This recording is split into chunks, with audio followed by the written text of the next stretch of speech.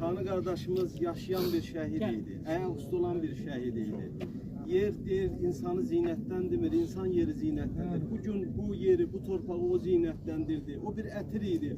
Onun bugün o şişesi kırıldı, etiri yayıldı. Onun toy günüdür.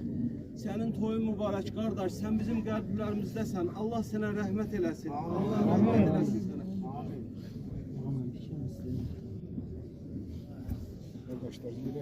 Aziz kardeşlerim, bir iki cümle söylemek isterdim. Hani bu balaca torpağa sığışacak bir kişi değil. Ne de bu qəbirstanlığa sıkışacak değil. O bu halkın kalbinde ebedi olarak yaşayacak. Aşığı bir cümle söylerdik. İsterdik ki bu böyüğümüzün qəbri de şehitlerimizin qəbri de çiğ olsun. Bunun olduğu yer onsuz da şehitler xiyabanının bir parçasıdır. Unutmayaq ki bu olduğu yerde şehit etiri var. Bu olduğu yerde qəhrəmanlığın ruhu var. Kanının olduğu yerde sabahları Azərbaycan ədəbiyyatına yok.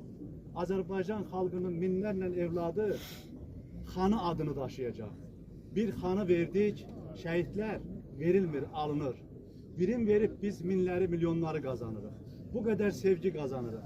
Görün, ölkəmizin farklı bölgelerinden ne kadar yerden kanı severler geldi. Onları mecbur eden içerilerindeki vicdan sesiydi. Kanı sevgisiydi, vətən sevgisiydi. Biz bu günləri əslində kanıdan halallıq alırıq. Biz ona halallıq vermək yok. Biz ona gelip deyirik ki, hakkını bize halal eyle. Allah ruhunu şad eləsin. Amin. Allah bu şehitlerimizin ruhunu dergahında daha da alilesin. Mekteplerimizden məbədlərimizə qədər həmişə en ali zirvede gönüllere hitap eden ruhlarda həmişə xanılar yaşayacak, şehitlerimiz yaşayacak. Ben derdim ki hanının ailesi hakikaten bayaq oğlu söyledi. Ana başını dik tut dedi.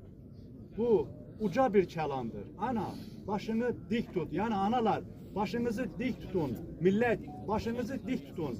Sonuncu cümlem budur. Siz bilirsiniz mi bugün Ermenistan'da belki de buradaki izdihamdan daha farklı bir izdiham var. Biz sevdiğimiz kadar düşman da bize nefret eləyir. Orada xanının vefatıyla bağlı da təbliğatlar aparılır. Biz ise öz şehidimize sahip çıktık. Allah onu şad eləsin.